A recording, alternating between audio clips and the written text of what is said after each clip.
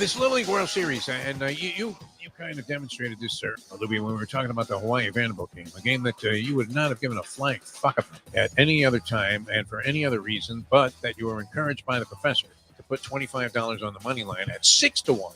But you were all in on this thing, and you remembered chapter and verse exactly what happened and transpired in the last 17 minutes of the game, described in great detail, as if you were doing an ESPN highlight show. And that was over $25. So I happen to be in a bar, and I'm watching this Little League World Series. You know how they put that little thing up, and it's, it's always kind of stupid, I think, because you're asking an 11-year-old, what your favorite movie is. What do you expect them to say? Citizen Kane? Yeah, I hate when they do that. They put up about this little kid, came up, I think, with like the bases loaded, hit a little tapper to the pitcher to end the inning. They put up that his favorite food was a chicken sandwich. All right, so all of a sudden, when this grounder, this little tapper goes out to the mound, I hear this guy yell, "You know what, kid? Take a chicken sandwich and shove it up your ass." And then the guy was grousing, that he had money on the game. And I thought, well, I mean, that proves the point. You put a few bucks on a ball game, it could definitely change the dynamic of your character. Shoved a chicken sandwich up your ass, you told this little kid. The time. Wake up with Defo, joined by Lubie. Welcome to the Defo Show.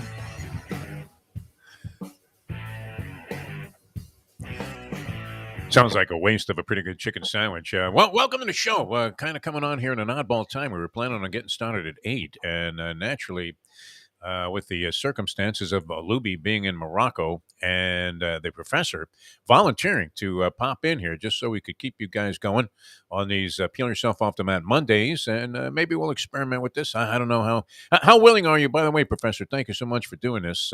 Anytime.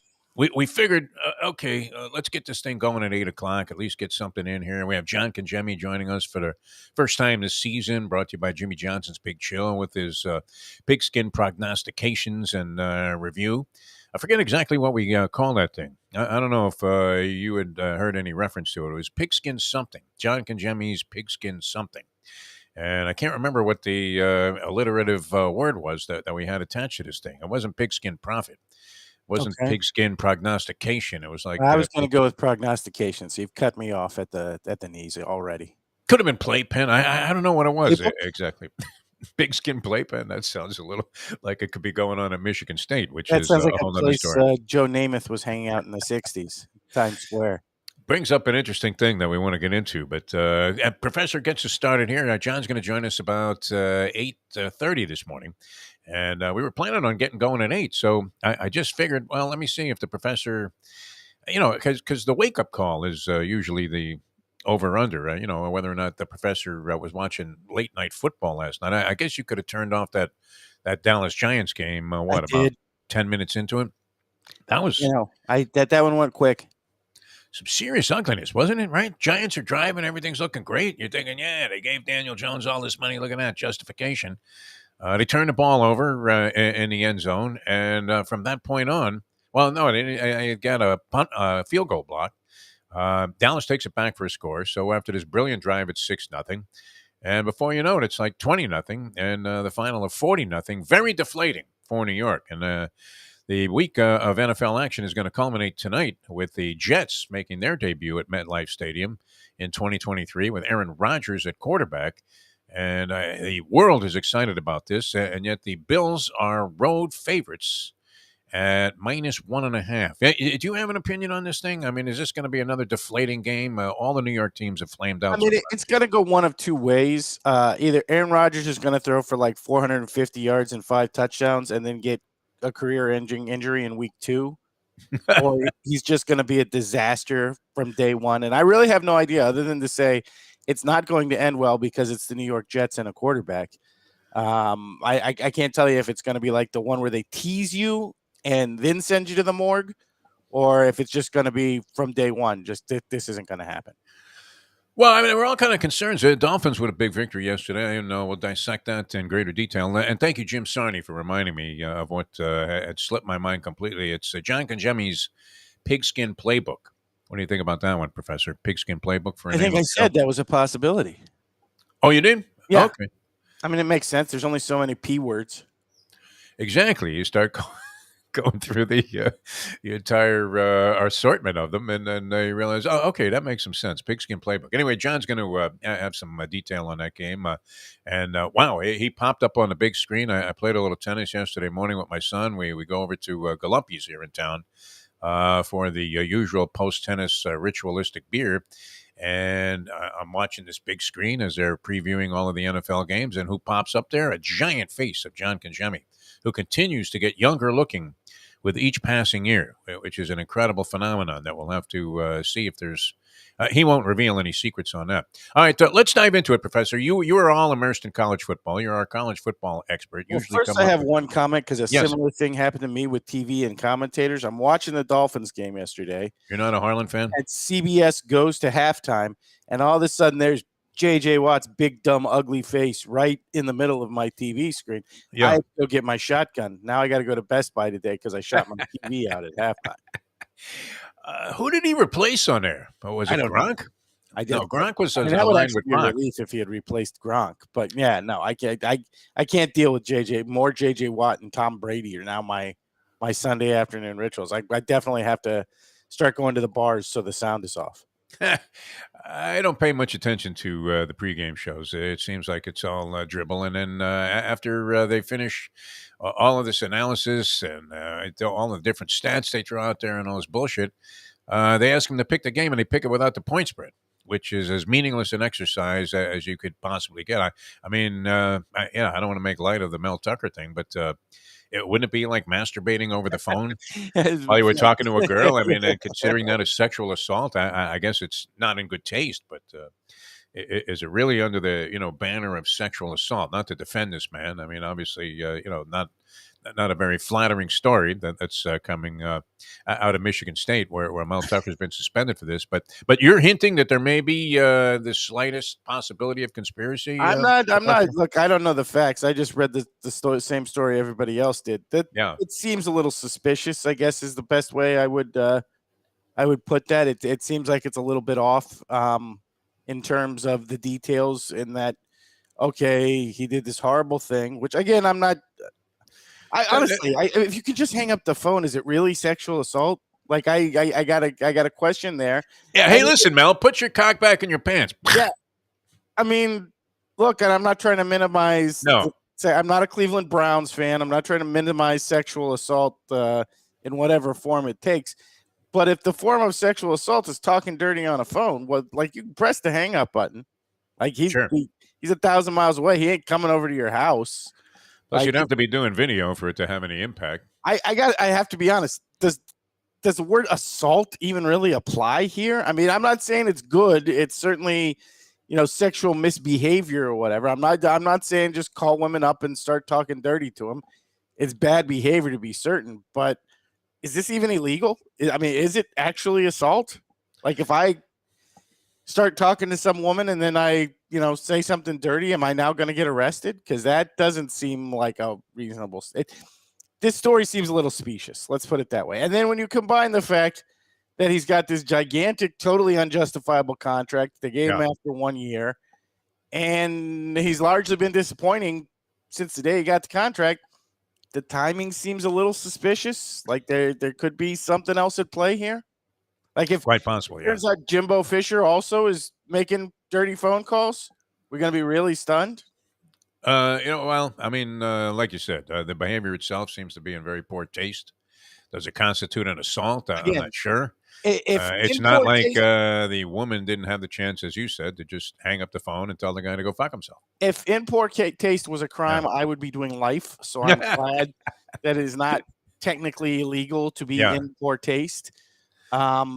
But yeah, I mean, I don't know from the initial details of the story I've read if in my mind this rises to the level of an actual crime.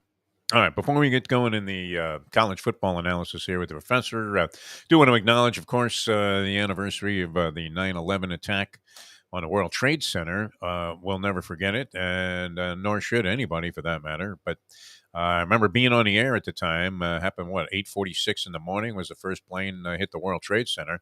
I was on a show with two other guys, the fabled first team there on WQAM, Joe Rose, Steve Goldstein. Both have gone on to significant achievements in their career since that day. And here we sit, Professor. No, we're doing just fine. But at any rate, guy comes running in, one of the salespeople, sales manager from one of the other stations in the cluster there, as they call it. And he comes running into the control room while we're on the air on QAM, and we're dissecting whatever, probably week one of the NFL season, and says like, "Holy shit, a plane just flew into the World Trade Center."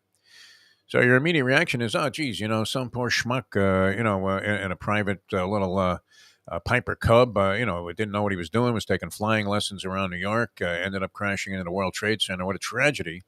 And then a few minutes later, I guess it was about 15 minutes later, people are running in and yelling, "A second plane is hit." And it was game on from there. And we had to transition from doing our, very lighthearted sports talk show into analyzing a terrorist attack. Not necessarily the kind of thing that sports guys are well equipped to do. And I'll never forget, too, decision by the program director. He starts screaming, "No way, no way, take any telephone calls on this, nothing. Don't let anybody get in here." And I thought just the opposite. I mean, this would be the precise time that you would want to hear from the audience for the entire ensuing week, which many sports were suspended, including Major League Baseball. So there wasn't a lot of activity. And it turned out to be a very cathartic experience for the people that called in. They couldn't have been any happier. So another wise decision by a program director to nix and try and immediately squash providing a platform for people to react to in terms of tragedy. But here we are, 22 years later, Professor, and still with many issues about the incident completely unresolved, and a lot of unfortunate, byproduct of the 9/11 attacks, including the many people who perished that day and suffered greatly afterwards. So we want to acknowledge that. Also today, the birthday of one of your good friends, Troy Stratford, right? You've hung out with Troy a little bit, and Leslie Visser, the lovely and talented one, born on 9/11. And PC's younger brother, Rory, who used to make the occasional appearance with us on the Defo radio programming. Very nice. So our respect and tribute goes to the people that were directly impacted by 9/11. And, of course, we all were in some way affected by what transpired on that tragic day. All right, college football, very interesting all the way around. Let's start at the top here with the local team. I got my orange shirt on because those were the two big stories of the weekend. You got the Hurricanes and the Texas Longhorns, probably the two biggest victories of Saturday. Hey, look, if you're a Canes fan, lots of reasons to be excited. Also, some room for improvement. The special teams was obviously a little sloppy, particularly early in the game. The defense at times left much to be desired, particularly letting Texas A&M a couple of late drives. But really, for the first time in a year and change, Tyler Van Dyke looked like the quarterback that people thought he might be 2 years ago. Right. When people were talking about him as a guy, maybe not in the top 5 of the draft, but in the top half of the first round, a first-round type of prospect quarterback, and a guy Canes fans are very excited. Been a long time since he looked like that. Looked like it against, again, I don't know what Texas A&M – I know what Texas A&M is in terms of recruiting rankings, and they're pretty good. They're legitimately – probably in terms of raw material as good as anybody Miami's going to play this year. What they are actually on the field seems highly questionable. The results certainly have not been there for Jimbo Fisher over the last few years. But I mean, how can it be anything but excited for the Hurricanes, right? I mean, and really a moment Mario Cristobal and the Hurricanes have needed for a couple of years. They, didn't compete a couple of times at the end of last year, came out, stayed in the game despite some bad early breaks. It would have been a situation where would have been easy enough for them to fold up. Kept going, made some big plays in the fourth quarter. And Tyler Van Dyke, kind of brilliant, really. So, great, fantastic win from the Hurricanes. What does it mean moving forward? I don't know. But, you're looking at it. Outside of the Florida State game, they won't be favored against Clemson, but they, it'll be a relatively close line. Outside of the Florida State game, they should be able to compete against everybody if they can play that game against Saturday. Of course, this is the problem we've seen with the Canes in the last 20 years. They've had their moments, have never been able to be consistent about it. we'll see if this is the year they can turn that around and maybe start to gain some consistency. I still have my doubts because, Mario Cristobal as a field coach has been, let's say, some uneven results through the years. Certainly suspect. I mean, my problem with Mario Cristobal last year was that if you are this brilliant coach, and we keep going back to that thing that was in the press guide for many years with the Miami Dolphins, the quote from Bum Phillips about Don Shula about he can take his in and beat you in, which you needed an interpreter to figure out. It's like he could win with either team's players. But you would think that a coach that would be worth the kind of capital and acclaim that Cristobal was receiving from Hurricane alumni fans, backers, boosters, whoever was, spearheading the movement to bring him here, which that was a popular choice long before he got here, before he even got to Oregon. He was always having his name in consideration, at least among people, when they started talking about replacing the other stiffs that they had hired as a head coach. Cristobal's name would pop up. But I thought, you know what, if you're really that good of a coach, you should be able to do a little bit better than he did with the team that he had last year.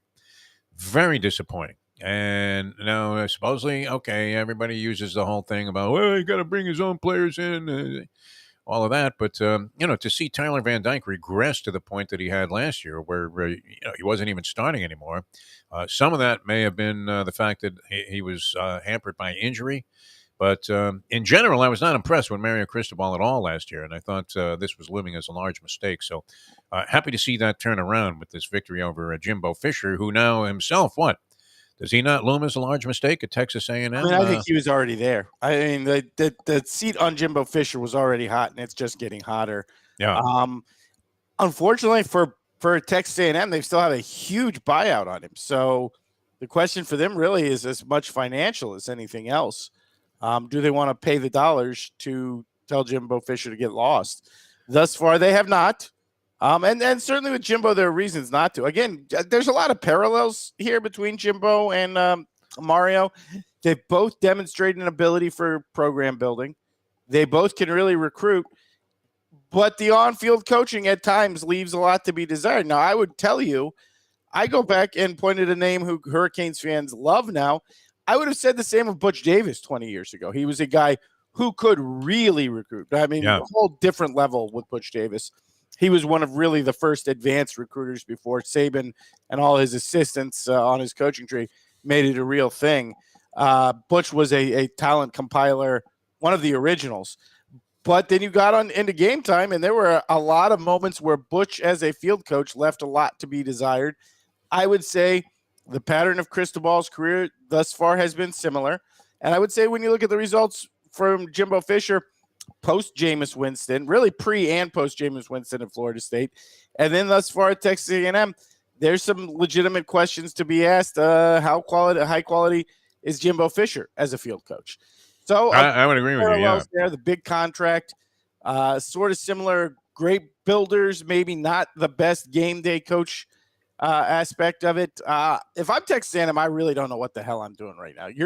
You're kind of lost at a time where you don't want to be lost, because not only do you have to play in the SEC West, you have to play in a developing SEC with with Texas and Oklahoma being added to the mix next year, which is really going to create the first true football super conference. The SEC should, in theory, with those two additions, almost be as good as SEC fans have thought they were for the last, 20, 25 years. All right, a lot of other stories, too. Of course, Nick goes down to Texas, very sedate and almost affable.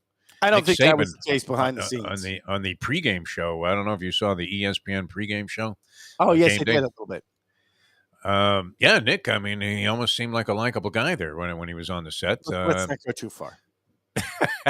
And then Texas comes in there. You're a big fan of the Texas quarterback, and he acquitted himself very well. I'm a big fan of the Texas program. As we talked about back during the preseason, we spent a Friday sort of doing a college football preview.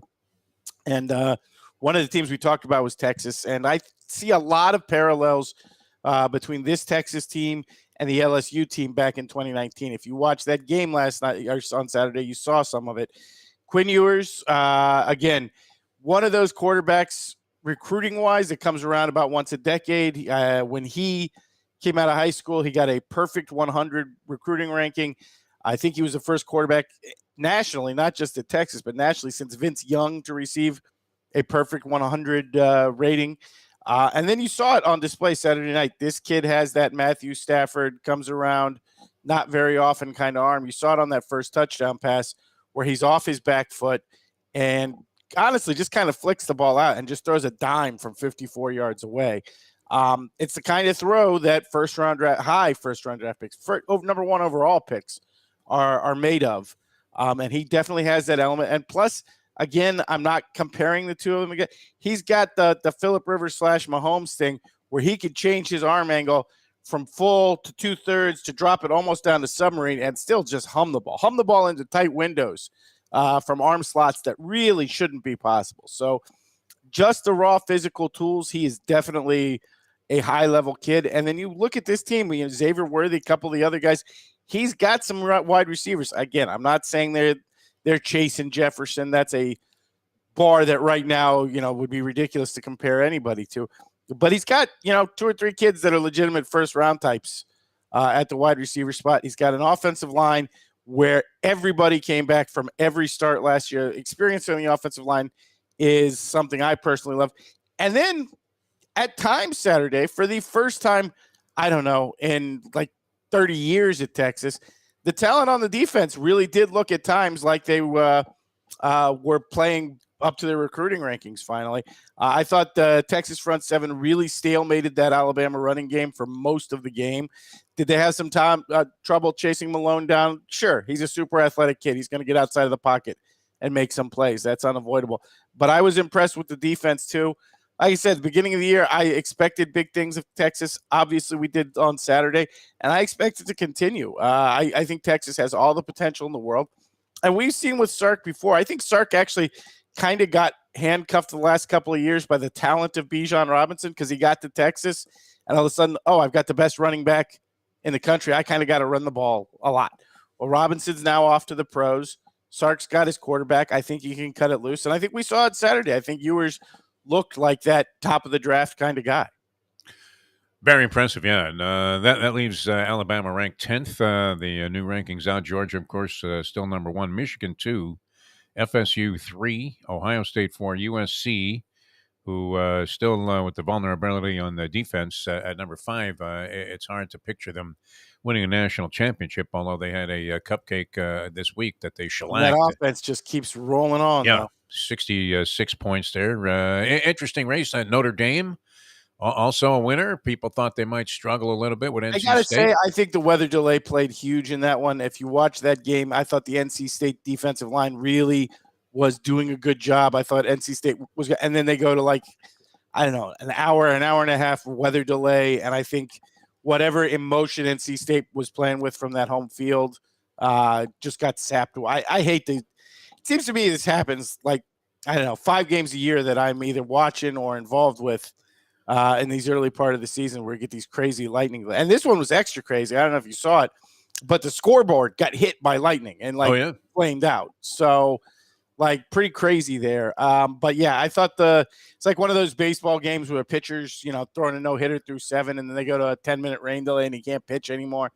I thought NC State really got their energy taken out of them by that rain delay.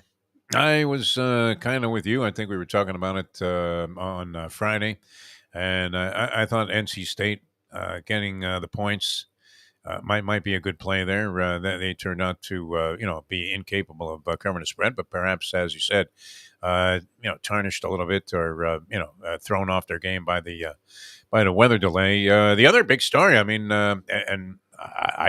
I think we agreed on this, that Nebraska was probably worth a little bit of a sniff there, getting points against Colorado, which is now everybody's darling. You would think that they were the greatest team in college football history. But and you've discussed this, and it's an interesting question. Is it possible to just get a whole new roster and actually be really good? Look, that was the story of TCU last year, right? TCU went from a 1 or 2 year team, 2-win team the year before to a team that played the national title game. Coach Prime, I honestly don't think that the story is the roster turnover. I think the story is Coach Prime himself, Dion, who, down here in South Florida, we are familiar with him. I kind of actually missed that he did the sweatshirt and the baseball cap this week. I was hoping he was going to go with the overalls and the cowboy hat again, because I love that Deion Sanders has gone from MC Hammer in like 1994 to Charlie Pride in Yes. 2023.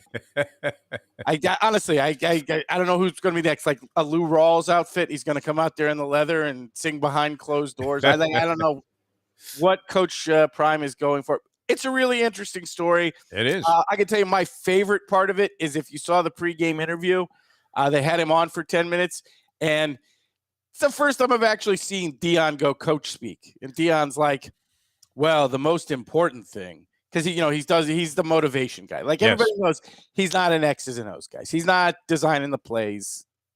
That's not happening. That's on the assistants. He's an executive coach. And there's nothing wrong with that. Saban is basically an executive coach himself. That's fine if you can succeed at it and have the right people in wrong place. With being a CEO, motivator type of coach. But then Deion breaks out that, well, the most important thing is that they get their degrees and that they're not winners on the football field. They're winners. Really, Deion? You're that full of shit. You are the dude who invented the thing where you just stopped going to classes like 2 days into your last year at Florida State.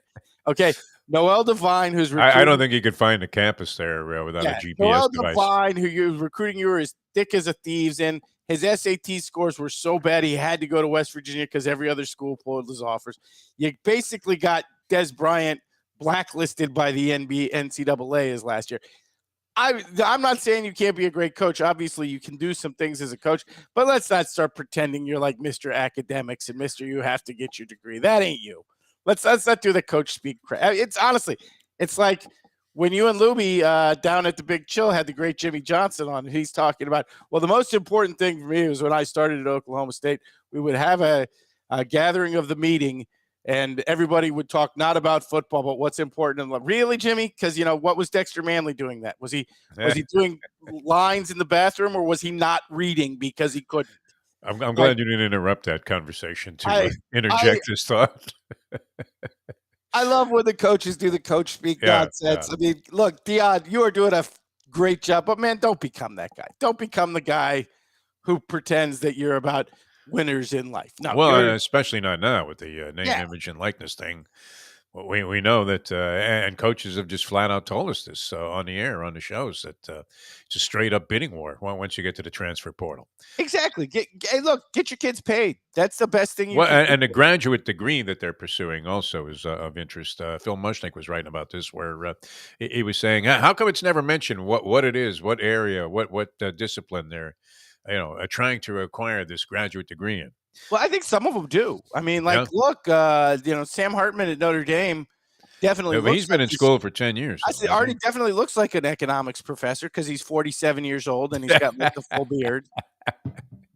But I actually think, if we're going to be honest with this graduate, I mean, grad school is freaking expensive. It's not really that bad a deal. Like, you could make an extra $100,000 worth of scholarships with what student loans cost these days. For guys who are not going to play in the pros, these extra COVID years are actually a pretty good deal. I mean, I hate to say it, but you could, save yourself a couple $100,000. That ain't nothing. Well, and on top of it, you have, and I don't know if I'm buying this completely yet. I mean, there are people that would speculate certain players are staying in school because they're actually making more money. Oh, yeah. Again, we talked about it Friday after the show. Arch Manning, who's not, unless Ewers gets hurt, yeah. Arch Manning's not going to play it down for Texas here. He's a backup. He's making, with NIL, more money than Joe Burrow is making to be Cincinnati's quarterback and his endorsements combined. And because the state of Texas law means Arch can't take commercial deals to do commercials with Eli and Peyton, Arch is having to turn big money down.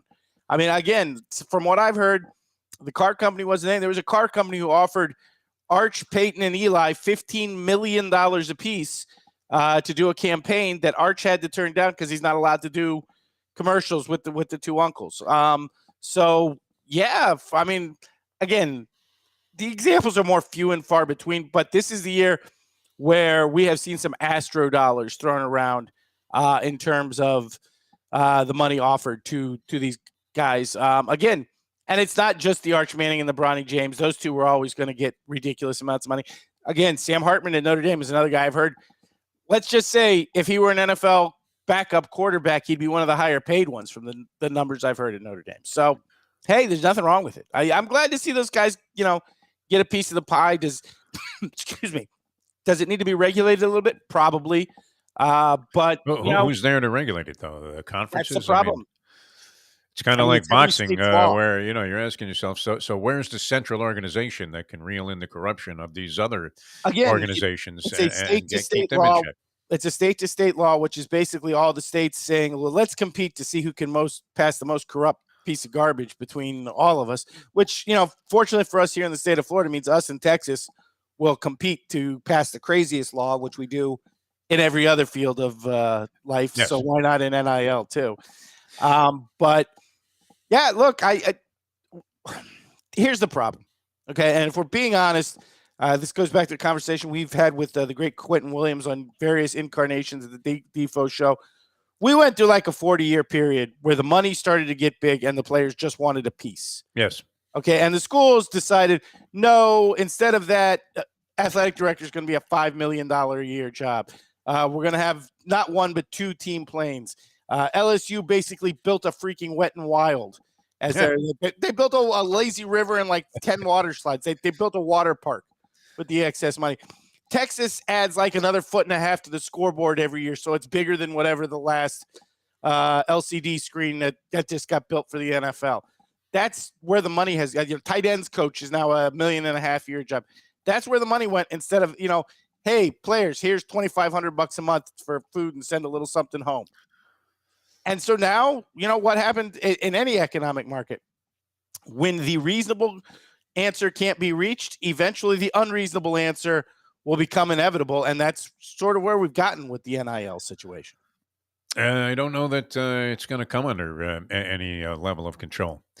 It just doesn't seem like you would think that would be an inevitability, but yet when you look at how it came about, the amount of money that's being thrown around and where it's coming from, I don't know that they'll ever really be able to legislate this in any kind of way where, I mean, the whole feigning that there's going to be equity in college football across the board is a little bit far fetched, but I don't know that they reel this in anytime soon. I'm just not sure what regulatory, what legislative body could come on board that would actually, as you said, if it's scattered throughout states and different laws, going to be very difficult. The NCAA certainly doesn't seem to have enough impact anymore. NCAA basically doesn't have any reason to exist. Right. I mean, collect money for the basketball tournaments and I don't know, make sure that Indian mascots aren't used or something, because we saw with the conference restructuring where literally every non-football and men's basketball player came out and said, hey, this is completely counter to the goals of your organization. If you're a girls softball player, a men's baseball player, or a wrestler, or on the girls track team, whatever, they're all coming out and saying, hey, look, I'm in USC. I'm at USC. I'm UCLA. Taking a flight to Wisconsin for a Big Ten matchup and then having to come home a day later just isn't going to work with me being able to continue my academic career at full speed. And the NCAA's answer is, yeah, go get Ben. There's too much money involved. So, I mean, exactly. The NCAA really at this point has no reason to exist. I guess technically to throw the basketball tournament, but let's be honest, anybody could do that. Anybody could host the basketball tournament at this point. So I don't know what regulatory body. I mean, it would almost have to be federal. And I don't think that's happening anytime soon, because the federal government's not going to come in and say, oh, well, you're making too much money. Yeah. There's too many endorsement dollars. Well, and when you see, you talk about how the money was distributed in all the wrong places there, and very few of them actually, with the coaches, ADs, and the schools and whatever, and the players getting nothing. But when you see a guy get carted off the field like you did in the game, and you're asking yourself, how do they get away without compensating these players for as many years as they did?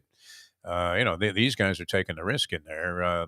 And certainly there is some large element of risk involved, so they deserve every penny that they're getting, and I couldn't applaud it anymore. And would you say, I mean, it seems like the usual suspects. I don't know. I mean, has the order been so diffused in college football that you're not seeing the same teams that were prosperous before essentially being on the board again in the top 25? I mean, look, we can't say that for sure about Georgia, although I wouldn't be surprised if Georgia struggled a little bit this year. But Kirby Smart certainly has that program rolling on rails. I can't say it's NIL for certain, but I think right now, if you're an Alabama fan, you're a little concerned that the Saban era of dominance is maybe over. That like not to say you can't come back and win another championship, but the we're going to be there every year thing that might be done. I mean, and Ohio State, are we ever going to be able to get over the hump with Ryan Day? Don't know. Don't have a good answer to that one. So yeah, I think we could be seeing a change of the guard. I think when you look at it, really, that's more the transfer portal than the NIL, because kids just aren't going to go sit for 3 years at Alabama anymore, or whatever other major program. They're not going to be depth and then play their senior year. It's a changing era, and of course, next year with the expanded playoff, it's going to change even more. So it's interesting that we're sort of seeing this year of transition in the last year of the 14 playoff as we head to this bigger playoff where things could get really chaotic. I mean, I don't know exactly how all that's going to play out. Obviously, at the 1AA level, what we saw was an expansion from 4 to, I believe, 12 to 24 really quickly. Is 12 going to be the last spot with the FBS level? I don't know. But history would tend to indicate no. And obviously, the more wide open and the more exposure there's going to be. And let's be honest, Defo. And you know me. Nobody loves bowl season more than me. I am the guy who's watching the Boca Raton. I'm the guy who buys tickets to the Boca Raton. You actually went to the game, yes. Who watches the Sun Belt play the MAC. I love bowl season. But with this sit-out era, bowl season is becoming increasingly unwatchable dreck. I mean, you're talking about dudes playing who literally have not played for 4 years. Yeah, there's a lot of white running backs and white corners starting during bowl season, and that's never good. Never a good sign. About it. The expansion of the playoff maybe is coming at exactly the right time to sort of save college football's postseason. Sounds good. All right. And anything, we're going to talk to John Congemi here in just a few minutes. Are we capable of throwing in a break, Professor? Or, yeah, we can try that. All right. Well, we'll try that in a few seconds here. But just a quick thought on what's on tap for this week in terms of any marquee games or games that stand out, in your opinion, matchups on the college football slate. Let's see. I honestly, I looked last night and I did not necessarily think in terms of early lines there was anything all that appealing. Obviously from down here, I guess the local interest spot, both for Lubie and the lovely and talented Leslie Visser, would be Florida State traveling to Boston College, which again, it's a huge line. I think it opened at 29.5 and was down to 28.5 last night. I looked, but this is a spot where Florida State has actually struggled a lot the last few years at Boston College. They usually play it on a Friday night. I can never remember what Boston College is called. The Red Bandana Night, maybe something like that. The night that's dedicated to the former BC student who passed during 9/11. So it's not that. It's not a Friday night game. But it is a place where Florida State has struggled over the years. So that one might be interesting. It's a noon kickoff. LSU, can they rebound off that brutal beatdown they took from Florida State, and they've got their conference opener against Mississippi State? We'll see there. In theory, I think when you were looking at it at the beginning of the year, the Washington-Michigan State game was probably one of the more interesting matchups. Michigan State, of course, struggled a little bit in both of their first two games, particularly offensively. But it is a road test for Washington. So we'll see if Michael Penix Jr. and the Huskies can go into East Lansing and get a nice victory. If so, maybe they announce themselves as, one of those teams sort of in the top 10, give USC a run for their money out there in the Pac-12. And then, again, local interest, although I don't think this game's going to be competitive in the least. Tennessee coming down to Florida. I personally think the Volunteers are just going to beat the Gators' head in. If I'm a Gator fan, I am not excited about this year after watching Utah just absolutely take that team apart, particularly that offensive line in the first game of the season. But 7-point spread, and we'll see. I kind of think if I'm going to keep my eye on a game, maybe hoping get a dip to 6.5, get it just beneath the touchdown, and get all over the Vols, because I do not see that as a competitive matchup. Is Shedeur Sanders in the Heisman Oh yeah, he's gone conversation at from this point? 100 to Yeah. 1 to, I think, when I saw it some point yesterday, it was like 22 to 1. It was 28 last week. He's definitely in the mix there, and since they throw 75 times a game, he's probably like. And honestly, I mean, a lot of receiver talent. They're little, but they're real fast. Deion's definitely got a recruiting strategy when it comes to the skill position. He likes those guys, undersized playmakers, but we've seen a lot of those guys through the years who have made a bunch of plays, and he's got not one, but like a collection of them. Oh, we saw a great example of it on the field yesterday in the pros with Tyreek Hill. My God. Well, what a monster ball game he had, saying that he wanted to get 2,000 yards this year in receiving yards, and well on his way to doing it after a 200-plus yard game there in week number 1 of the NFL season. All right, we're going to get into the NFL and a little more college football. John Congemi with John Congemi's Pigskin Playbook. Thank you, Jim Sarney, for the reminder on that. And we'll have John coming up, hopefully, here in just a few minutes on the program. We're going to attempt, Professor, and so far, so good. I mean, got to keep it going here and see if we can't come back with John Congemi and the Pigskin Playbook, brought to you by Jimmy Johnson's Big Chill in Key Largo, in a moment. And we'll do that after these messages, we hope. We're not doing it? Oh, what? Do you want to hit the time thing? Yeah. Okay. I didn't know if you were prepared for that. All right, we'll do that in a moment. Now that worked. That was great. It was like I could see the mic dropping from the ceiling there in the Sunnyside Garden, and Johnny Addy coming out there resplendent at 5'4" with a tuxedo on and going, the time. As Joe Louis celebrating yet another knockout victory. We'll be back with that. Can we do it, Professor? Go ahead. Wait, you're not going to say the time? I'm doing the spot, and you don't give the time? Yeah, let's try that again. All right. Back in a moment. Now that. The time. It's 8:27. Folks, Tony Segreto here. Let me ask you a question. What do you look for when you go out to eat? Good food, obviously, friendly atmosphere, not too loud, but good energy, reasonable prices, and a place where you feel comfortable. All those ingredients, no pun meant there, are hard to find unless you're talking about the Texas Roadhouse. You see, they encompass all of those attributes. Really, really good food, amazing atmosphere, good for a family, good for a date, or just a night out for yourself, and prices that will make you extremely happy. Their ribs, unmatched. Steaks, hand-cut every day. Everything, and I mean everything, is made on site, including their incredible bread. It's the one day, folks, that you can forget about low-carb diets. Trust me when I tell you, Texas Roadhouse, your restaurant, your destination when you say, where should we go and eat tonight? From the newly renovated sports bar to the beautiful bayside views captured at the Tiki Bar, Jimmy Johnson's Big Chill has it all. Located at mile marker 104, the Big Chill also offers waterfront dining while experiencing breathtaking sunset views of the Florida Keys. It's simply the hottest spot in the Keys to cool off. That's Jimmy Johnson's Big Chill at mile marker 104 in Key Largo. For more information, call today at 305-453-9066. Recently, we realized it's not just hurricane season that can hurt us. Any time of year, things can happen to your home or business. And the insurance company can be your friend, but they also can be your enemy. Horizon Public Adjusters, Justina Testa, are here for you to help this process go so much easier. Before you call the insurance company, call Horizon Public Adjusters and Justina Testa at 954-809-8752. Would you go into court without an attorney? So why would you go up against an insurance company without Horizon Public Adjusters and Justina Testa? 7 to 10 times more money recovered with a public adjuster than if you went on your own. If there's no recovery, there's no fee. Give them a call at 954-809-8752.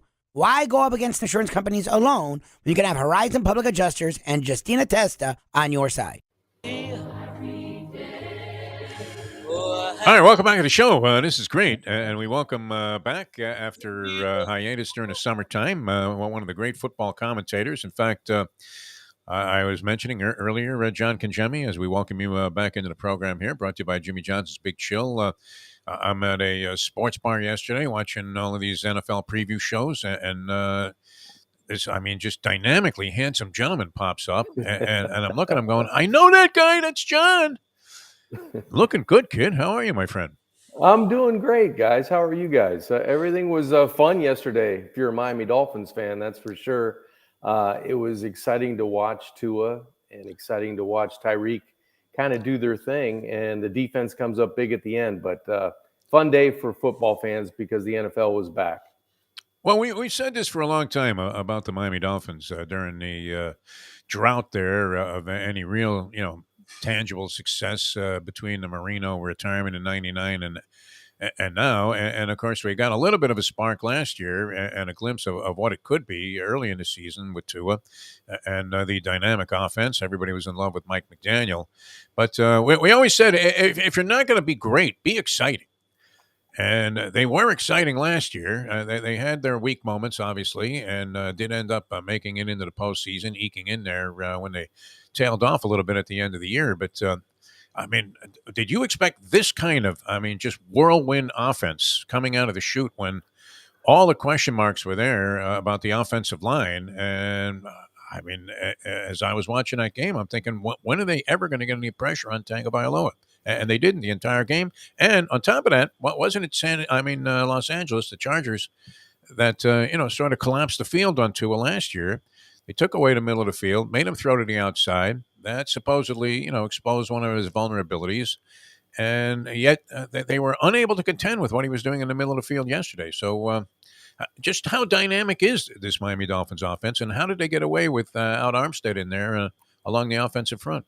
That was one of the things, Defo, that was very surprising, that the Miami Dolphins offensive line was able to hold up as well as they did against two of the most dynamic pass rushers in the National Football League. I thought that it was kind of going under the radar for most of the game because Tyreek was getting open, and you knew Jalen Waddle was going to be there, and the auxiliary parts of the Miami Dolphin offense with Mostert and Craycraft and Ekuzama, running the football from the backfield. So you saw a lot of things. Durham Smythe got a little run in the game as well in a big drive. But it was going to be Tyreek and Jalen Waddle for the most part on the outside.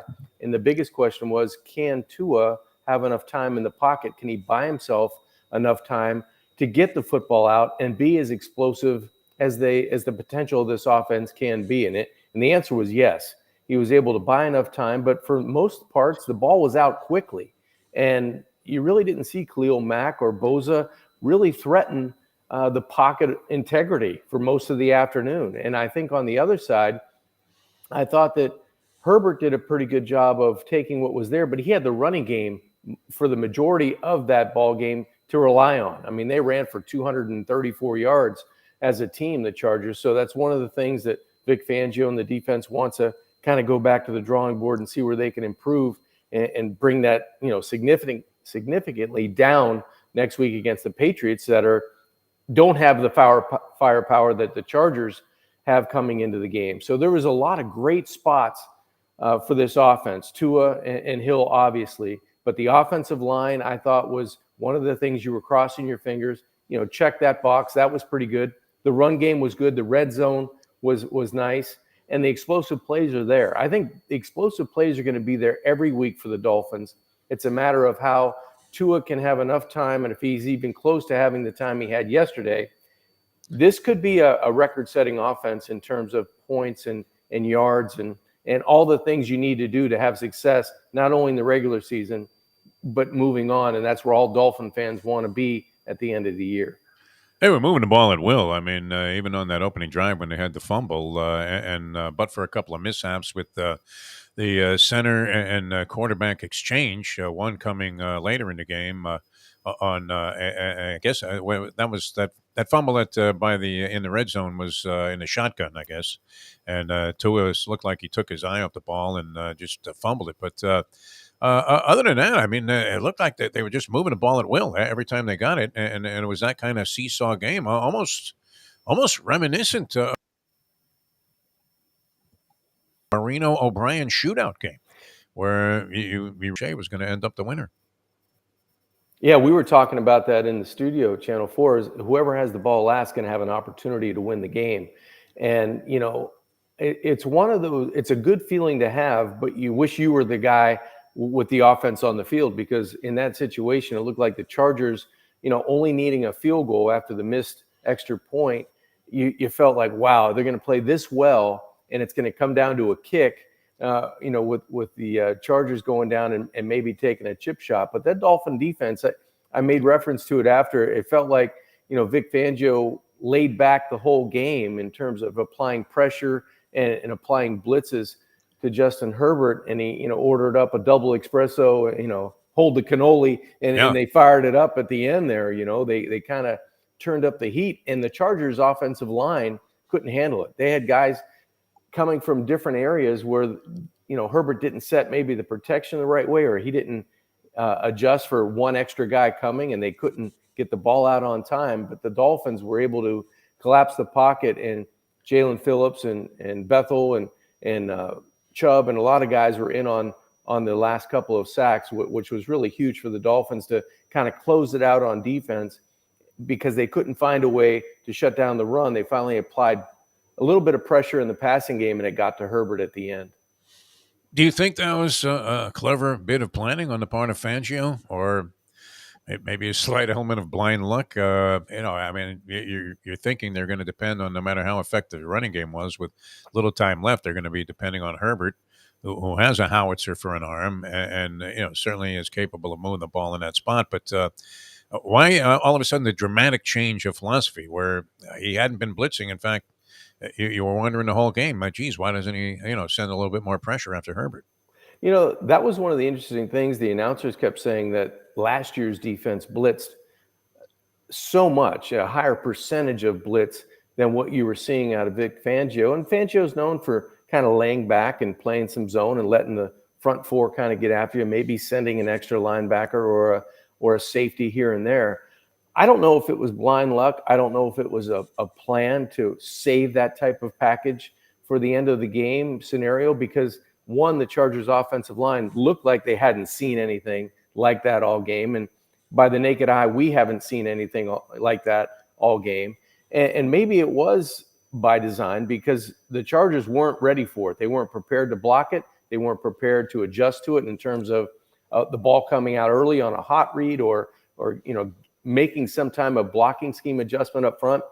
It might have been a little bit of both. I would think it might have been a plan to hold back a couple of packages, because it seemed like the run was hurting them more. If anything, you would have thought Fangio might have had an adjustment to slow down the running attack of the Chargers a little bit earlier. It's something the Dolphins defense didn't have an answer for 4 quarters.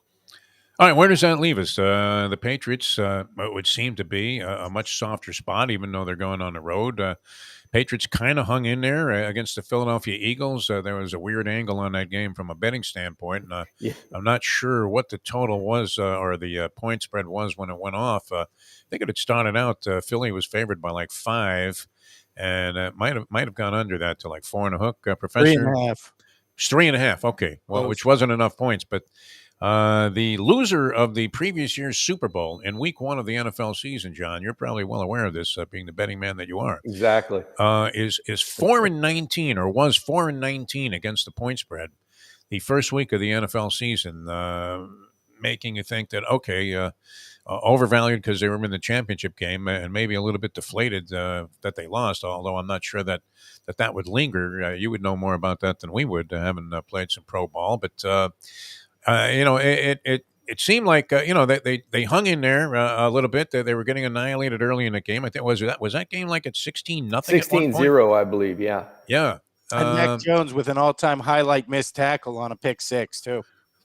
Oh yes. So some tragic plays there, but how threatening of an opponent is New England, in your opinion, based on what you saw this week? And should we read a lot into week number 1? Joe Burrow would dispute that and say, hey, I'm not going to throw for 82 yards all year and probably reverse that quickly. But what would you say the cliche applies, that there is an enormous change from week 1 to week 2 in the composure of a lot of NFL teams? I think the way we look at football teams now in the NFL has to change because of the way they treat training camp in the preseason. A lot of the veterans don't get to play much, and you don't get to see the true identity of a football team. You might get to see it for 2 series, a quarter, but they're not showing you much anyway. So I think, if Joe Burrow comes out and throws for 82 yards, is that going to happen again? Man, it's hard pressed to say that's going to be true to form in week 2. But did you think the Cleveland Browns were going to be able to dismantle a pass offense like the Bengals and a quarterback like Burrow, who just signs the richest contract in the NFL? Yeah. Do you think Tua and Tyreek are going to be able to put up the numbers again and again and again? Yeah, they'll probably have a few weeks like that, but there's going to be answers for that type of style by opposing defensive coordinators, and you're going to have different matchups. So I don't know if all of those threads are going to hold true 4 weeks from now when we speak, but I think you can glean some truth into the Patriots are going to be okay, but they're not going to be dynamic on offense. I mean, the weather kind of held them back a little bit, I would think. I think the Eagles are an elite team. Give credit to New England. They hung in there. But do they match up against the Miami Dolphins? I don't think so on paper. You have to go up there and win another road test. It's going to be a night game. Fans will be excited. It'll be a tough environment. But do the Patriots give their fans enough in the first half of a game to stay interested? Or is it going to be one of those, hey, it might be Jalen Waddle's night against the Patriots where he goes 6 for 125 yards and two touchdowns, and Tua runs one in on a scramble. You never know what's going to happen in the National Football League. You never want to underestimate your opponent, but I don't see the New England Patriots matching up nearly. I don't even see them being close right now to the Miami Dolphins in talent. The professor might want to weigh in on this one also, but I was reading a social media post from the former PR director of the Miami Dolphins and a good friend of ours over the years, the great Chip Namias. And he, of course, is a Don Shula man, and he was talking about Bill Belichick, and in the reference of Belichick possibly being the greatest of all time. And he pointed out that without Tom Brady, Belichick's record is not overwhelmingly, Not but necessarily outstanding. well, I mean, somewhat, like maybe 13, 14 games under 500, somewhere in that neighborhood. Day when he was with the Browns and Eric Zaire was his quarterback, he wasn't contending for the Super Bowl year in, year out. 4 out of 5 losing seasons with the Browns. He made that reference. But in reference to Shula, he's only 18 games behind, I guess, in terms of eclipsing Shula's all-time record for victories in the NFL. And that's pretty clearly a goal, too. Let's be honest. Yeah, I mean, the guy's not going to be coaching until he's 100. What would you say about that? I mean, are we seeing signs? I know that where the professor would stand on this. Does Bill Belichick really deserve, the consideration as being the greatest of all time when you factor in the non-Brady part of the equation? Yeah, it's a tough one. I mean, it's tough to take credit away from a head coach that's ultimately responsible for the product that's put on the field. I mean, you can read between the lines and say, yeah, Brady, if not the best, it's in the argument of greatest quarterback of all time, and he didn't play necessarily every season with the best talent around him. They always did it with 2 or 3 running backs. You could change the nameplates on the back of the jerseys, almost the same way with wide receiver, with the exception of Randy Moss. I don't know if there's a wide receiver, there's a tight end that's going to go in the Hall of Fame, but I'm not quite sure that there's another receiver on that list that's going to be, to that ilk. So you'd have to say a lot of the credit goes to what Tom Brady was able to do with what he had to work with. But the orchestrator of that ultimately is the coaching staff and the head coach. So it's tough to give a lot more credit or credence to one and then take away from another without being in the building and knowing how it works on a daily basis. Well, and also with Brady, I mean, just to get him going, which was a big decision there, where Bledsoe had come back and was ready to play, and he stuck with Brady. He had him on the roster, even though I think he had 3 other quarterbacks on the roster at the time, and kept Brady oddly, I mean, and not in NFL traditions, as a 4th quarterback. So he must have seen something in this guy. It wasn't like Marino showed up, for day 1 at practice, and Shula said, "Hey, guys, come look at this. Can you believe this guy?" And knew right away that he had to make a change when he was looking at Woodley and Strock. But So you have to give, I guess, a coach credit for spotting the talent, and yet the record. I mean, if you took the Brady factor out of the formula, it's not exactly anything that is overwhelmingly scintillating. I think you could. Go I ahead. think you could go around the National Football League and take quarterbacks off of rosters and go, okay, how good are the coaches? Sure. Weeb Eubank would have been Rich Kotite without Joe Willie. Right? Yeah, exactly. Yeah. By the way, and I don't know if you guys want to weigh in on this. Did you see Joe Namath on the pregame show, ESPN Game Day? Saw that. That's why they had to fire Susie Colbert. Is that a hairpiece? Did you detect a piece? We play this game all the time when we were in Boca, my friends and I, John.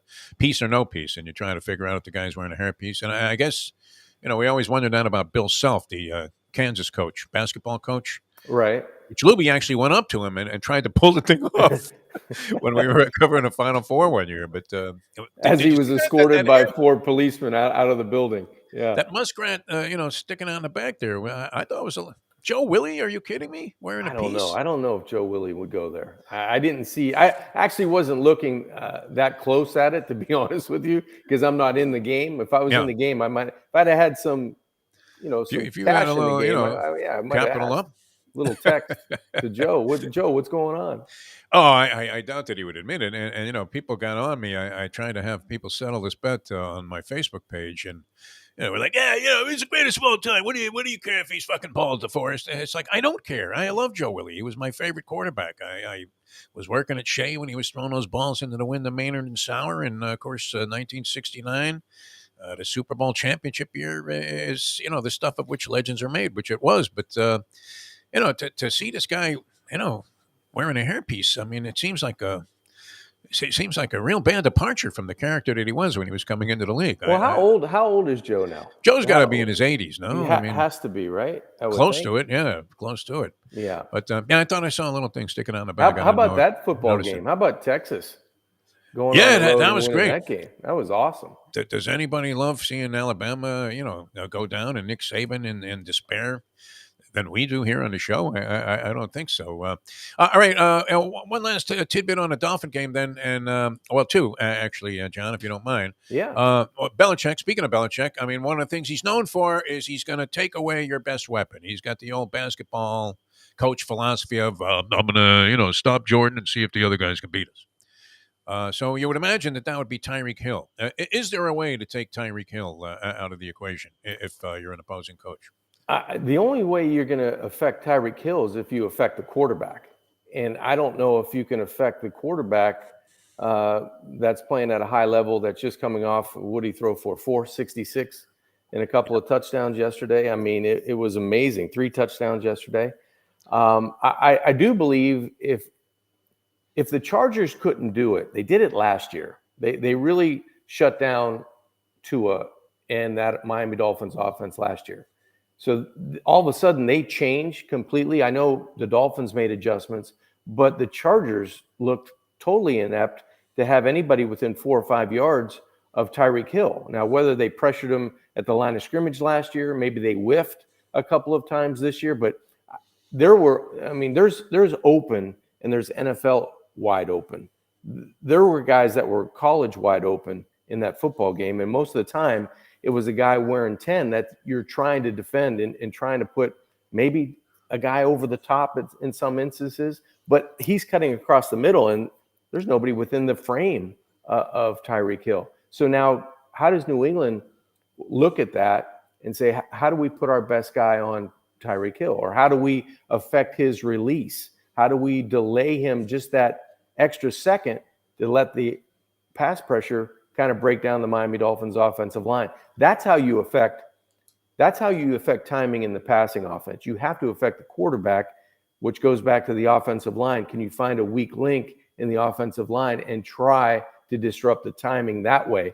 Because I don't know if you're going to no one's going to run stride for stride with Hill in the secondary, especially when you've got a guy that knows where he's going and you've got a guy on defense that's trying to make an educated guess on where he's going. And that's go ahead, Professor. Mike McDaniel with the way he's used Tyreek Hill. I think John just really hit on it. The Dolphins do so much crossing stuff, and Tua is so good at the across stuff. He's really, I mean, honestly, for a guy who's played, he's limited, probably throws the slant as well as anybody's thrown it since like Joe Montana back in the day in terms of his timing, in terms of ball placement, ability to put guys in a spot where they can run after the catch. The crazy thing for me, if you're looking at the Dolphins games, Tua goes for 466 and 3 touchdowns. Missed 2 throws on open guys on really big plays. Tyreek Hill, first quarter, was wide open. Tua stopped him and let the corner come back into the play and make a play. Early third quarter, he had Jalen Waddle wide open on what would have been a big play, underthrew it and missed.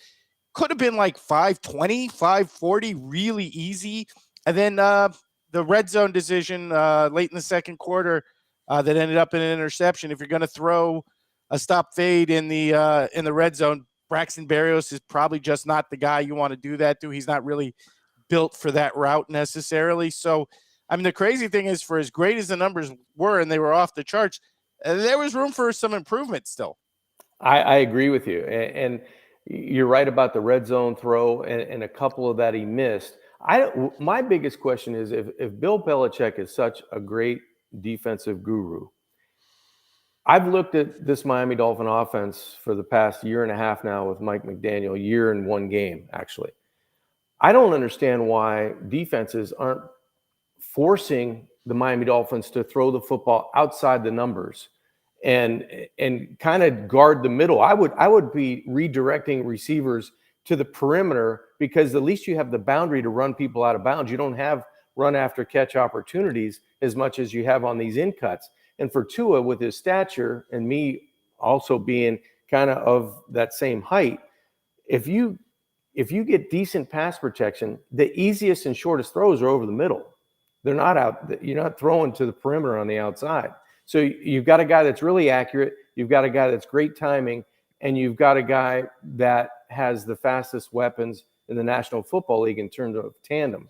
Wouldn't you love to have crossing routes and get run after catch opportunities? If I'm New England, I put my butt facing the middle of the 50-yard line inside, and I am just jamming guys to the perimeter, make them throw the low percentage fade or back shoulder throw, and get them on closer to the sidelines, and don't allow people to cross your face in terms of with those in cuts, at least as much as you can as a defender.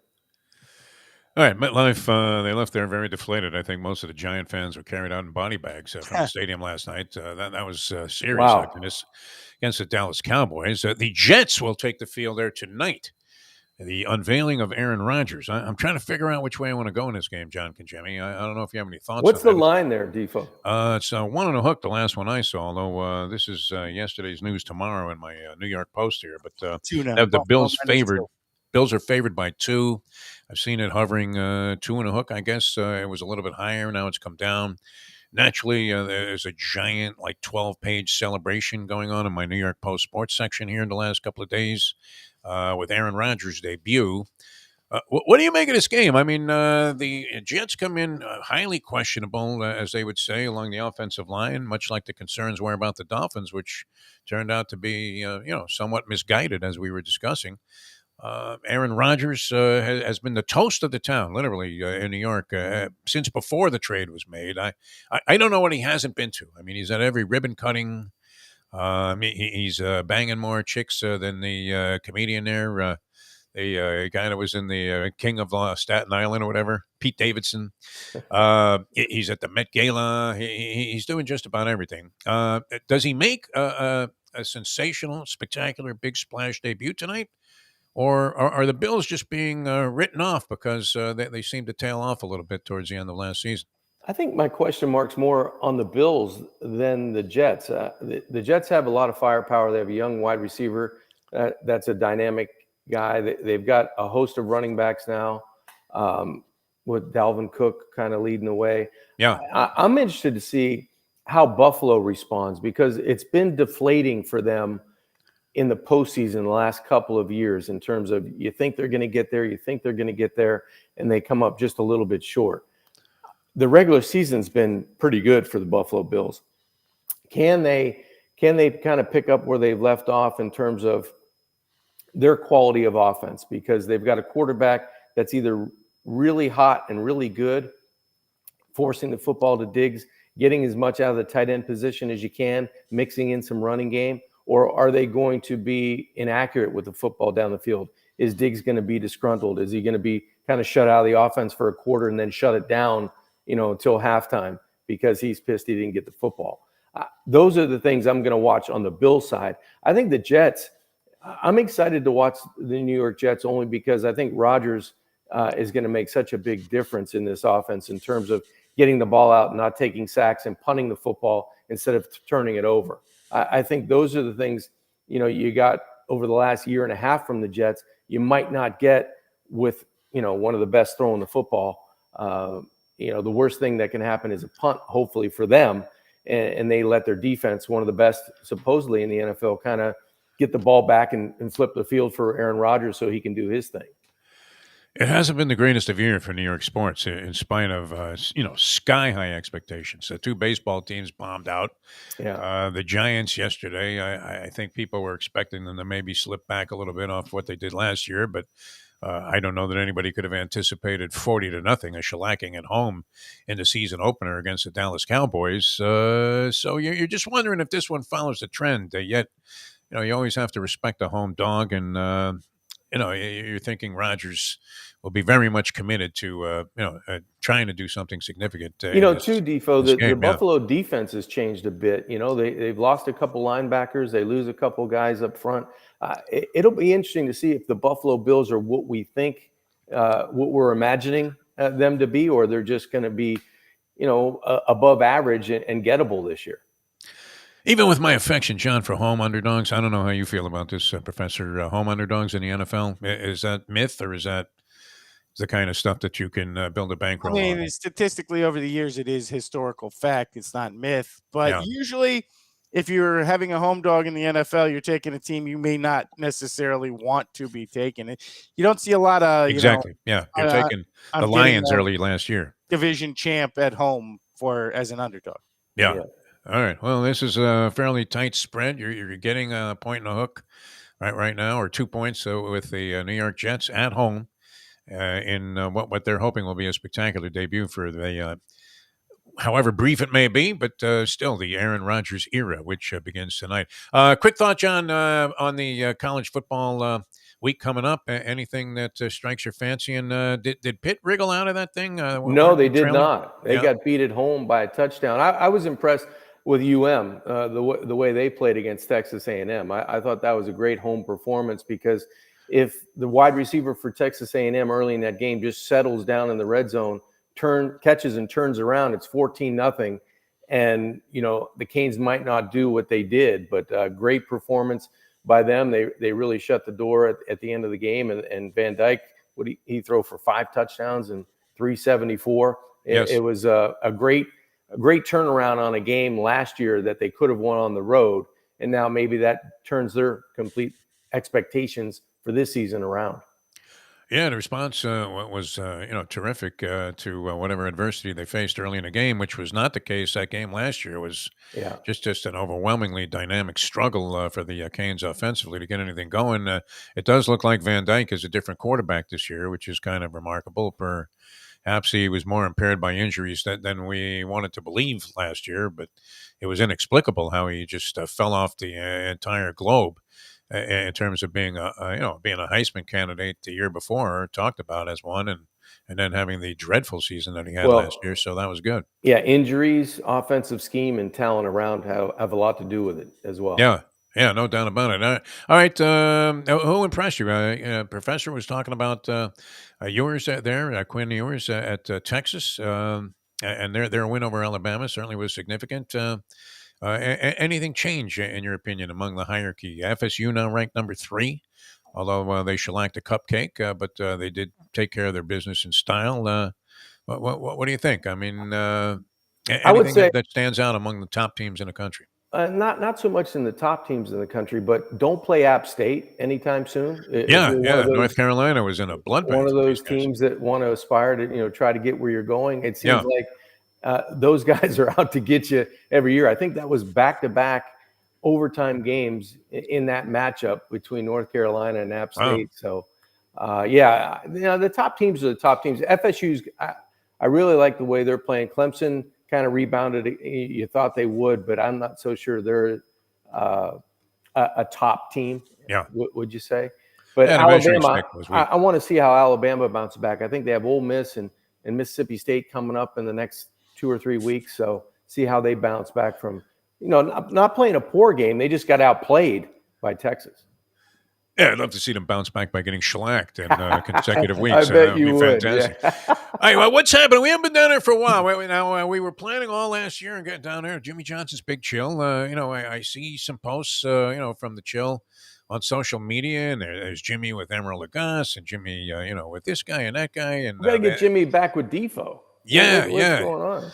Have you been down there recently? What's going on with your brother, and what's happening at the Big Chill? I understand they're putting in like a giant kind of sports pavilion. Is that the deal? That's the rumor, and I guess speaking with Larry and my brother Dominic, that's going to be a reality. So I think all sports fans that are heading down to hang out at the sports bar or just go to the tiki bar, they're going to have a nice Monday Night Football atmosphere or a Sunday afternoon atmosphere with a huge screen TV on the outside, and people can enjoy music, watch the game, kind of kick back, have their favorite drink, order some delicious food, and just hang out on the bay side of the Keys in Key Largo and enjoy the scenic views at Jimmy Johnson's Big Chill. It should be a great football season for them with that new kind of stadium atmosphere they're trying to create down there.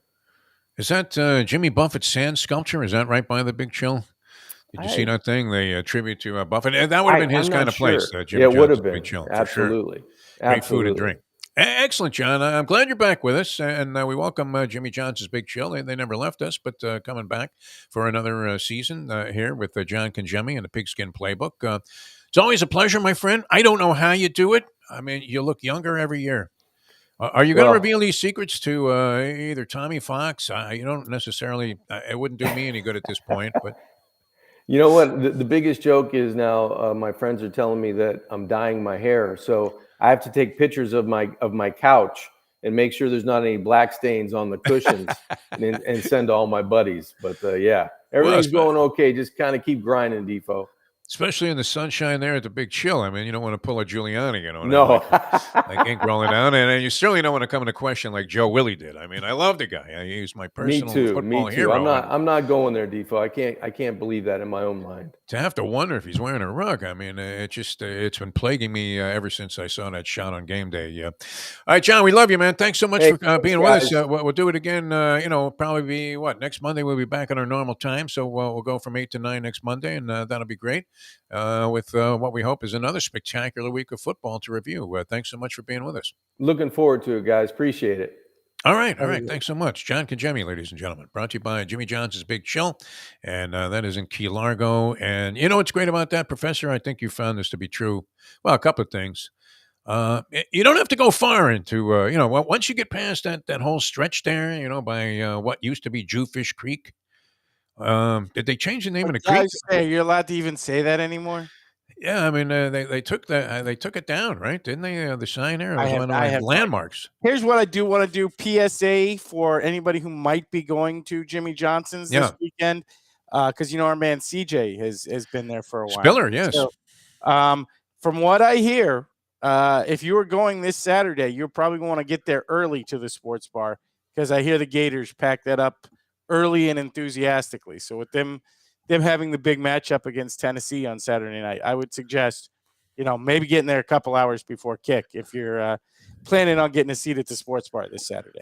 Didn't you and Lubie dabble in the pork nachos, which, and I consider you to be a fine, connoisseur of food. It's the size of a truck tire. Like, honestly, all the food at Jimmy Johnson's is great. Yeah. But bring some extra bodies because they do the portions up right there. It doesn't matter whether you get the pizza or the nachos or whatever. You're not finishing it by, maybe mayo, more likely like chestnut, but like I ain't finishing it by myself. And I, as you can tell, am not a light eater. No, I remember, when we got that Italian fisherman's pizza, which you're thinking, and I wasn't necessarily overwhelmingly, filled with promise, thinking, wow, a seafood pizza. That was a bit of an extrapolation on a theme there that I didn't know if I would necessarily want to embrace. And yet, everybody said you got to try this, right? And it comes, you would have thought that this was a seafood stack. It was incredible. I mean, they don't hold back. The portions are great. The prices are right. The atmosphere and the vibe there is just absolutely fantastic. And Drinks got a pretty heavy pour too, which is always good thing at a bar. I'm sitting in the pool there, just and they have I don't people coming recommend around the to, pool. to There's just serve too you. many people. What's that? Too many people in the pool. That's how you got to get there real early to get a good pool spot. That day or that weekend that we were there was good. I was pretty comfortable in the pool, and what was better than having a guy come by and just like bringing you a steady conveyor belt of drinks. Being at the bar and Yeah, just they have the nice Mister fans. You can watch a football game. yeah. I'm not much for public pools as a general rule. It's not my thing. Little kids bother you, don't they? Although that Everybody was not bothers me. that was not on Honestly, display that's not at what Gulfstream bothers me that at day. this point. What bothers me are big shirtless fat guys who look by myself walking around. I don't want to see that in public. Put a shirt on. All right. By the way, too, I mean, I was impressed with the level of concern there was for Mike Lubitz on his trip to Morocco, and I was concerned for the people of Morocco, not Lubie. well, and I mean, that you country would has think too many Marrakesh problems. was a destination that, and I guess it is on his agenda to visit Marrakesh this week, which you would think maybe that would be ill-advisable, but I guess the actual city itself, this was outside the city of Marrakesh, and they were just using that as a locator because nobody knows, would know where the hell anyone was talking about if it wasn't identified as such. But it was scary, and the level of concern though for Lubie was remarkable. Again, you are mistaking level of concern. My real concern is that I have Lubie's dog in my house, which is exactly like oh yeah, Lubie. yeah. And I was like, oh God, if I have to keep this dog because Lubie and Shirley got buried under a rock slide in Morocco, I don't know if I'm going to be able to maintain. What kind of luck is that, right? You go on vacation, the place catches it's fire, perfect earthquakes. Lubie luck. I mean, come on, what kind of luck is that? It's how long have you been around Lubie? This is probably 14 years now, which is pretty amazing. There you go. It's the kind of luck that the first time you two get together, first time I meet him to call a high school football game, there Yes. are 7 consecutive turnovers to start the game. Yeah, and the sabotage with that Friday Mayo show was There you go. was incredible. Another I mean, perfect example. By the way, I think Mayo said Lunchbox is going live today at noon from that's what he claims. Yeah, I don't the know if Mike he'll be. Mayo Mansion. So tune in at noon for that, and I don't know, he'll be eating something or whatever. Yeah, I don't know. He finds that entertaining. When he's got like a mouthful of food at the beginning of the show. I mean, it's a South Florida tradition. I mean, like Neil Rogers made that a South Florida radio thing, and Hank Goldberg ran with it for years. So, Hank was great at that. He was fantastic. I'll never forget when we were doing those 3 live Jew shows at Calder Racecourse with Hank and Eddie Kaplan. And me, and they bent over backwards. I mean, being feared is a good thing, right? Even if people were so worried that Hank was going to, definitely feared back. Yeah, they were he was going to crack on him for like 4 hours straight while he was there. Right. Honestly, the great thing about Hank was Hank was like this big, fat, sweaty old dude. Yeah. And nightclubs worried about his business. Like there were like actual nightclubs that were worried Hank was going to rip them. I know. No, it was insane. He was very much feared. Imagine being like this hot 22-year-old bottle girl had to go suck up to Hank all night. Which many did. And she was into it. I remember Hank being with some outrageously attractive babe at some fight I was calling, and we couldn't take our eyes off this girl. Yeah, I mean, the guy's getting knocked out. He's hanging out of the ring there, and we're like, yeah, well, what a fight we got going on here. And meanwhile, the whole time we're just checking the babe out that's on Hank's arm. He was great. But the entire time, he would fetch about the food. And they would bring him literally, like they would have a guy come from the restaurant upstairs, like a 5-star clubhouse restaurant, turf club restaurant, and bring him pheasant under glass. And you go, what? What is this scrawny little bird? Garbage. No, whatever it was, he would be complaining about. I can legitimately say, and I have not gone to every Mayo location, but the ones I have gone to, you don't have to fake it with the food. It's right on the money, man. Buffet and the a la carte menu at 10 Palms, it's right there. Very good. I didn't go to NYY with you guys, but I think NYY that's spectacular. To be the best steakhouse in Broward County, maybe all of South Florida. Possible. Tom T, whether he's at Nobu, whether he's at the places Deerfield, always on point. Oh, this guy's great. Yeah, I mean, everywhere I've been with Mayo, they hook it up right, and the food You don't have to fake that it's great. It's legitimately been great Oh, everywhere I've no, I been mean, anyway. this place, Gilbert's, we go, if I don't know if you're a burger fan, but, they do so many things well, Who's in a and burger fan? Like who? I mean, yes, I know vegetarians and yeah. little skinny women, but if you look like me, They all want a pretty burger. clearly All you these eat the burger. vegetarians, Yeah, they would much prefer a burger to, right. I eating lie. Brussels Those sprouts, those yeah. those vegetable burgers are all terrible. They really are. I mean, I have not necessarily as dim a view of them as other people do.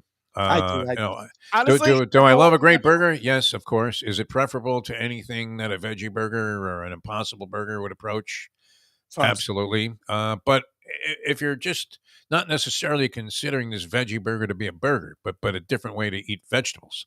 I'm not saying they're Yeah. bad. There's something that the Beyond Meat actually tastes okay, but I will tell you, and this dates all the way back like 25 years to the Boca Burger, which became a Yeah. thing down here for a little while.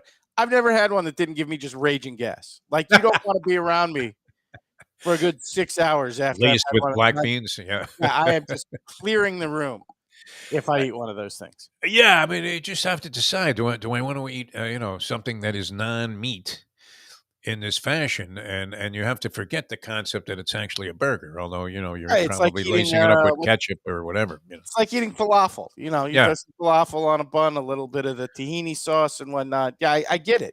yeah. I'm just saying it's not really a burger. It's not. It No, doesn't no. really compare to a burger.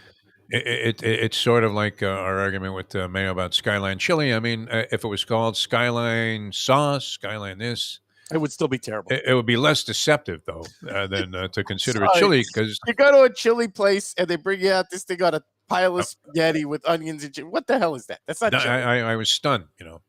The first time I went was the one on Federal Highway, and I was with a lady at the time who was from Kentucky / kind of like that Ohio. Kentucky thing, Cincinnati and Right. what is it? Yeah, Cincinnati and Louisville being in close proximity, actually. Isn't there And Paducah somewhere close to that too? what's that? Is it like Paducah somewhere Yeah, right it on could the be. outskirts there? Could be. But yeah. So, and I had every reason to try and find a favorable disposition about going to this place, and I was actually excited about it because I'm a big chili lover. I absolutely like all kinds of different chilies, and even vegetable chili. Could be very appealing. But I remember getting this, and I was thinking, this is like fucking disgusting swill. And yet people love it. So I kind of oh yeah, this is good, but. I really found it very mysterious. Anyway, yeah, so we'll have that coming up, hopefully 12 o'clock. You were able to punch into this pretty easily, were you not, Professor? I was. It worked out pretty well. Thanks to Lubie for the instructions all the way from Morocco. Okay, very good. Oh, he was instructing you as, no, he couldn't be. The other day, yeah. Has he weighed in on this show, or is he still? Actually he has. He says it's definitely not the same without him, and you desperately need him back. That would be a position I could easily see him embracing. I want to mention something before we, make our way out of here. We're going to end up a little bit early here today. Now, Professor, are you game to do any other shows this week? Sure.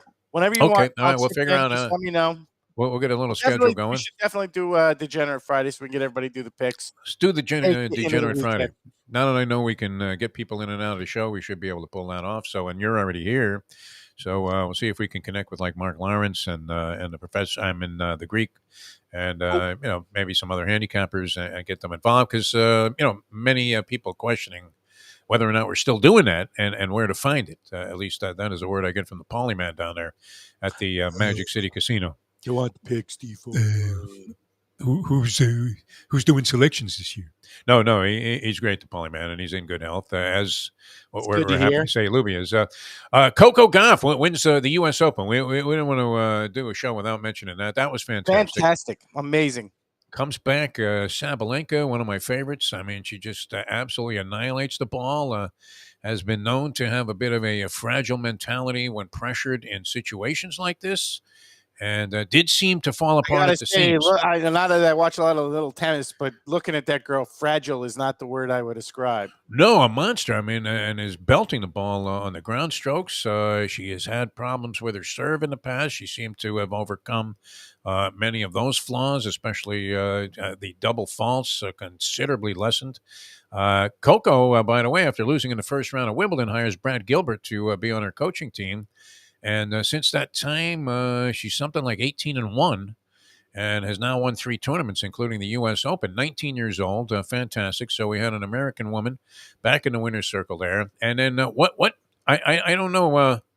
Are you not a Djokovic fan? Because even if you No, I'm didn't fine like with the the guy, Joker. I mean, how could you not admire what this guy has done, especially this year? I mean, it's amazing when you think he I was in mean, well, go ahead. it's funny because it feels like we've switched the greatest of the all time Yeah, tennis guy like 4 times in like the last decade. I mean, for a while there were people on the Sampras train, and then Federer, and even in a few Nadal, and now I think sure. the Joker has pretty much solidified his case. So it seems crazy that we're on this streak of some of the greatest, if not the greatest, tennis players we've ever seen, all in a really short order. Well, we know that athletes are able to sustain their careers longer, whether it's juice or physical training or better nutrition, better, conditioning programs. I mean, we see all the different things that these guys do.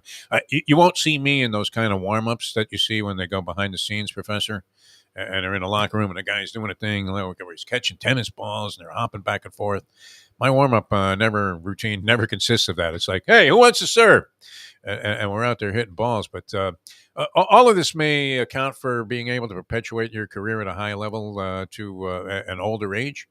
But at 36, the guy made all 4 finals, won 3 of the slam events. His only loss was to Alcaraz, who, at 19 or 20, I guess he was at the time, at Wimbledon in a 5th set tiebreaker. That was a bloodbath all the way through. Otherwise, he sweeps the Grand Slam events at 36. And if you think about it, That was in the actually the thing that didn't make any sense to me. And what's again, that? I don't know how these stupid rankings work in tennis and Oh golf. yeah, yeah. How is Joker not number 1 in the world? How is this Alcaraz He will be. Yeah, number no. 1? Well, what it goes by is you have to defend the points that you won last year. It's one of the most cockamamie mathematical systems that I've seen. And so, because Joker wasn't in some of the tournaments last year, I guess that impacted the calculations on the rankings. He was going to surpass Alcaraz regardless of winning the championship. He had already been, in the equation to be number 1. Regardless of what happened towards the end, because he had advanced to a certain point in the U.S. Open. But yeah, I mean, it's a very cockamamie scheme. I think about it. Again, it seems like tennis and golf, the rankings are very dumb. It always works out that way. It's kind of like quarterback rating to me. There you go. Yeah, I mean, it's A a number that mathematical computation that makes no sense whatsoever and produces a result that you have no clue how that jibes with reality. well, and in that case, I mean, you're talking about, you have an example where a guy throws a ball and it's perfectly catchable. Receiver drops it, bounces out of his hands, and goes for a pick 6. I mean, yet that's factored into the quarterback rating. It's kind of like red zone effectiveness, where, what part of the red zone are we talking about that they started in? Are they 19 and a half yards away, with a first and 10? Or are they, at the half-inch line? And you're going to, well, you know what? They scored 24% of the time, and you have to ask yourself, is that not too broad of a statistical qualification or quantification to really make any big difference? But no, to do what he did at 36, 2 guys in the semifinals were in their 20s, Alcaraz and Ben Shelton, and the veteran in there, the guy that's been around forever, who we mowed down. Those two kind of look like each other, by the way, Alcaraz and Shelton. I was watching the highlights and I was like, okay, which one is which? Sort of similar. I mean, Maybe it was Shelton's a the lefty. outfits. They were kind of wearing a similar outfit too. They had the sleeveless going. Yeah. I like Shelton. I mean, it was a taming of the shrew there by Djokovic as he mowed down. I didn't think that Taylor Fritz was going to beat him. He was 0-7 against him. and then he went against Shelton in the semifinals. So it seemed like he had a little easier path than Alcaraz did. Medvedev's a hell of a hard court player. And that second set, did you watch that at all last I had night? to ask because I don't watch a lot of tennis. Has Medvedev been around for like 25 years? It seems that way. Was there another Medvedev back in the day? Because it seems like he had a brother, yeah. Medvedev, I'm pretty sure he had a on brother. Agassi back in the day in a big matchup. Yeah, no, Medvedev, there was another Medvedev, I believe. Okay. And but this one's only 27 years old, and yet it seems like he's been around forever. Yeah, it does. And he was the veteran. So at 36 to do what Djokovic has done, and then not play as many other tournaments as some of these other guys did during the course of the year, which can affect his ranking also. That's as remarkable a season as you can have. Literally within, 2 points of winning all 4 Grand Slams in a fifth set tiebreaker with the guy that everybody thinks is going to be, the main guy in tennis for the next several years. But to do that at 36, just incredible. So like I said, it that was seems great. like a weird transition because it seems like we've sort of passed the GOAT title like 3 or 4 times in a decade, which is a weird thing to do. But I think Joker has really made his case, particularly over the last 2 or 3 years. Yeah, I don't know that you could argue, anybody else. As much as I love Federer, love Nadal, nobody has been as consistent for as long, and it is just, seemingly unbeatable in these spots. It looked like he was ready to fall over in, the tail end of that second set. It looked like he was completely out of gas. That's happened a couple of times at other tournaments on the path to the U.S. Open on that hard court circuit, where it looked like he was ready to collapse, and somehow always wins. Every big point, it seems to go Joker's way, and his record in Grand Slam tiebreakers is incredible. I think he's lost one of like the last 20 Grand Slam tiebreakers that he's been involved in, which I say is mental toughness. You say is something else, but being better than everybody else. Yeah, whatever it is, he has. And to be congratulated, shouldn't have gone, without notice today. Even though the football naturally was going to overshadow that great accomplishment, as it should be. Yeah. Well, you watch these guys. As good. John McEnroe used to be screaming in the 80s about how tennis players should be considered athletes, and they aren't given credit for being the athletes they are. My God. You have to be. Look, there's a reason, most guys' peak is like 20 years old, and like you're 26 for most guys, and you're over the hill. You have to be an incredible athlete. I know you're a big fan of a wide variety of sports there. I know when we were doing Gulfstream the other day, the great Tony Segreto also was really super into the U.S. Open. There's a lot of people. For me, noon Saturday until about 11 o'clock last night was all about the football, and probably will be for the next, 16 weeks or so. Yeah. So, I just can't I can't get into anything else as nearly as much this time of year, particularly right now when it's new and fresh. I thought that Joker would probably prevail, maybe 4 sets at best against Medvedev, who played a great match against Alcaraz, who may have done himself in. Medvedev, it was the guy that was making the, large number of mistakes, whereas Joker was just as steady as a rock. But, to hang in there, these 30-shot rallies were incredible. And that second set was a classic in the U.S. Open. Once Joker won the tiebreaker, you had to think that was over. But that was on substantially against the Dolphins game, so it's kind of tough to keep track of, and yet definitely worthy of acknowledgement. All right, Professor, we did it. Yeah. Do we have any action tonight? We get the Jets. You know what? Are you inclined to plunge on anything? I'm afraid. I'm afraid to commit to taking the Jets, and yet I don't know. I want to say I think they're going to win tonight somehow. I'm inclined to actually make a call on the over. It's at 45.5. I feel like we get some. I know the Jets defense is very good, but I would not be surprised if we get some offensive fireworks from both sides tonight. So I'm kind of feeling a bit of a shootout, and 45.5 seems like a reasonably low number to move in on the over there. But if you look at the way New York sports is trending, don't the Jets get clobbered tonight? Even this hotshot, kid that came up for the Yankees, that had like a bunch of home runs in his first 7 games. I think he had 4 home runs. He now has. He's going to need Tommy John surgery. I feel like historically speaking, with the Jets and the quarterbacks, we're more set up for like a kick in the balls scenario, where for a week, maybe 2, maybe 3, Rodgers looks like the They have found their man. It's leading to a sure Super Bowl victory. And then we get the inevitable horrific injury or off the field situation, overdoses on ayahuasca on a subway. Finds out he has some horrific venereal disease from Blue of Earth. Something has to come up along those lines. Yeah. I mean, it might be the curse of Joe Willie. How could they ever let him play for the Rams? That was some serious ugliness. All right, Professor, great job. A lot of fun and good time. Got a great analysis there on the college football. And thanks to John Congemi for joining us here on the show. We'll try and gather again by at least Friday, people. So we'll definitely do that. We will talk and watch Mayo's Lunchbox for an announcement. Maybe we'll do something midweek if Defo wants to. We'll figure it out. Yeah. We might come back with something. Maybe just like an hour hit or something. I don't know. We'll figure it out. All right, yeah. If you're willing, I don't want to put you, cool. into something that I you set have no the desire board to do. all up. I mean, I got to make use of it. All right. Sounds good. Very enjoyable as always. So yeah, we'll come back with some more stuff, either Wednesday or maybe Thursday or Friday. But we'll be back with you again around 8:00 on one of those days. We'll keep you posted, and we'll see you later on today as we leave it on that. The time. It's 9:25.